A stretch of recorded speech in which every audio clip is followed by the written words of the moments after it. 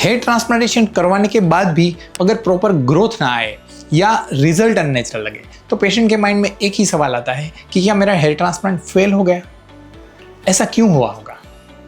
और आज की वीडियो में हम इसी चीज़ के ऊपर बात करते हैं कि हेयर ट्रांसप्लांटेशन फेल होने के कुछ रीजंस क्या क्या हो सकते हैं, डॉक्टर साइड से भी और पेशेंट साइड से भी।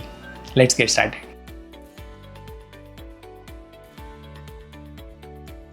सबसे पहले हम बात करते हैं डॉक्टर रिलेटेड फैक्टर्स जिस वजह से हेयर ट्रांसप्लांटेशन फेल हो सकता है। हेयर ट्रांसप्लांटेशन की सक्सेस के लिए और बेस्ट रिजल्ट के लिए मैं हमेशा 3P की बात करता हूँ, प्लानिंग, प्रोटोकॉल्स एंड प्रिसीजन। ये 3 चीज़ें अगर सही है, यानी कि सही प्लानिंग के साथ जब हेयर ट्रांसप्लांटेशन किया जाता है, सही प्रोटोकॉल के साथ उसे एग्जीक्यूट किया जाता है और हर एक स्टेप पे जब प्रिसीजन रखा जाता है, तब ट्रांसप्लांटेशन का बेस्ट रिजल्ट हमें मिलता है। लेकिन उससे ऑपोजिट अगर ये चीज़ें फॉलो ना हुई तो ये एक फेल ट्रांसप्लांट हो सकता है। कई बार लोगों को ऐसा लगता है कि ट्रांसप्लांटेशन में क्या होता है, उसमें तो सिर्फ हमें हेयर फॉलिकल्स को इम्प्लांट करना है, ग्राफ्ट इम्प्लांट करना है और हेयर ग्रोथ आ जाएगा। लेकिन हेयर ट्रांसप्लांटेशन सिर्फ इतना ही नहीं है, और अदर स्पीकिंग सक्सेसफुल या जो बेस्ट हेयर ट्रांसप्लांटेशन या नेचुरल लुकिंग हेयर ट्रांसप्लांटेशन जिसे आप कह सकते हैं, उसमें सिर्फ इतना ही नहीं है, इसमें काफ़ी सारी चीज़ें हैं जिसके माइक्रो प्लानिंग के साथ ये चीज़ें अगर एग्जीक्यूट की जाए तभी हमें अच्छा रिजल्ट मिल सकता है। जैसे कि जो हेयर लाइन हमने डिज़ाइन की है, उसकी डिज़ाइन है, उसकी पैटर्न है, वो कैसी है, वो बहुत इम्पोर्टेंट है। आपके हेयर को जो इम्प्लांट किया गया है, स्किन के अंदर जो फॉलिकल्स को इम्प्लांट किया जाता है, उसे किस एंगल के साथ कितनी डेप्थ तक उसे इम्प्लांट किया गया है, वो बहुत इम्पोर्टेंट है। अगर ये चीज़ें आपके फेस शेप के हिसाब से, आपके फेस की साइज़ के हिसाब से या आपके नेचुरल एग्जिस्टिंग हेयर के अकॉर्डिंगली अगर ना की गई हो, तब हेयर ट्रांसप्लांटेशन का रिजल्ट है वो कभी नेचुरल नहीं दिखता है, रादर वो इतना अननेचुरल लगता है, एकदम वियर्ड लगता है, और कई बार आप उसे फेल्ड ट्रांसप्लांट भी कह सकते हैं।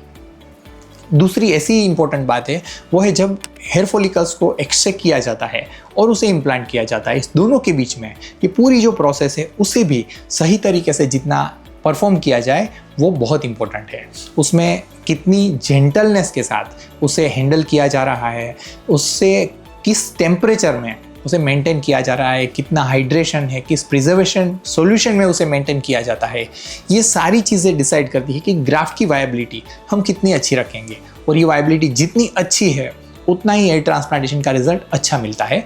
और अगर ये इनमें से कोई भी एक चीज़ है जो कॉम्प्रोमाइज़ हुई है, तब हेयर ट्रांसप्लांटेशन फेल हो सकता है। इसी के साथ हेयर ट्रांसप्लांटेशन फेल होने का दूसरा बड़ा रीज़न होता है वो होता है पेशेंट रिलेटेड फैक्टर्स।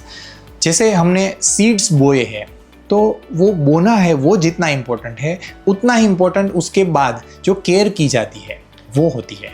वैसे ही हेयर ट्रांसप्लांटेशन में जो फॉलिकल्स को इम्प्लांट किए गए हैं उसकी आफ्टर केयर है वो भी उतनी ही इम्पोर्टेंट है। अगर वो सही तरीके से ना की जाए तो हेयर ट्रांसप्लांटेशन फेल हो सकता है। जैसे कि सर्जरी के बाद, प्रोसीजर के बाद जो भी आपको इंस्ट्रक्शंस दिए गए हैं, आपको जो भी प्रोटोकॉल्स फॉलो करने के लिए किया गया है, कहा गया है, या आपको जो भी केयर करनी है, उसमें अगर वो आप एज इट इज़ फॉलो नहीं करते हैं तो हेयर ट्रांसप्लांटेशन फेल हो सकता है। उसी के साथ जो फ्रेशली इम्प्लांटेड स्कैल्प है उसको अगर प्रोटेक्ट ना किया जाए, वहाँ पे अगर वेयरिंग शेयरिंग कोई भी तरह का होता है, तब भी हेयर ट्रांसप्लांटेशन फेल हो सकता है। अगर आपने प्रॉपर मेडिसिन वगैरह है जो लेनी है हेयर ग्रोथ के लिए, वो अगर ना ली तो भी ऐसे केसेस में भी हेयर ट्रांसप्लांटेशन का रिजल्ट आपको अच्छा नहीं मिलता है या वो फेल हो सकता है।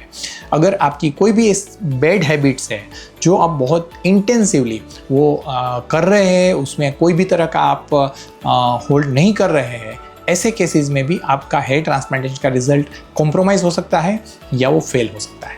दोस्तों, ये थे सारे रीजंस जो फेल्ड हेयर ट्रांसप्लांटेशन के पीछे हो सकते हैं। लेकिन कुछ केसेस ऐसे होते हैं कि जिसमें सही में हेयर ट्रांसप्लांटेशन फेल नहीं हुआ है, लेकिन फिर भी उसके बावजूद भी आपको ऐसा लग सकता है कि मेरा हेयर ट्रांसप्लांटेशन फेल हुआ क्या।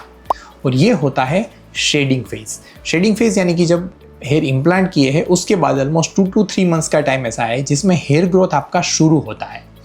और ये ऐसा फेज है जिसमें आपके फॉलिकल स्किन में रिटेन होते हैं और उसके ऊपर जो कनेक्टेड हेयर है वो शेड होता है, और उसके बाद 2 to 3 मंथ्स के बाद वहाँ पे नया हेयर ग्रोथ होता है जो सस्टेन करता है। तो ये था सब कुछ जो आपको सक्सेसफुल हेयर ट्रांसप्लांटेशन के लिए जानना बहुत ज़रूरी है। अगर आप भी हेयर ट्रांसप्लांटेशन प्रोसीजर प्लान कर रहे हैं तो इन चीज़ों का ध्यान रखिए, पोस्ट ऑपरेटिव प्रिकॉशंस और केयर को सही तरीके से फॉलो कीजिए। और सबसे इम्पोर्टेंट आपको ये समझ में आया होगा कि सही हेयर ट्रांसप्लांटेशन सर्जन को चूज़ करना सक्सेसफुल हेयर ट्रांसप्लांटेशन के लिए कितना इम्पोर्टेंट होता है। दोस्तों, अगर आपको वीडियो अच्छा लगा है, साइंटिफिक इन्फॉर्मेशन आपको अच्छी लगी है, तो अपने फ्रेंड्स के साथ ज़रूर शेयर कीजिए और ऐसे ही इंटरेस्टिंग और साइंटिफिक कंटेंट के लिए हमारी चैनल को सब्सक्राइब कीजिए। Thank you so much for watching this video. Stay tuned till such interesting next video. जय हिंद, जय भारत।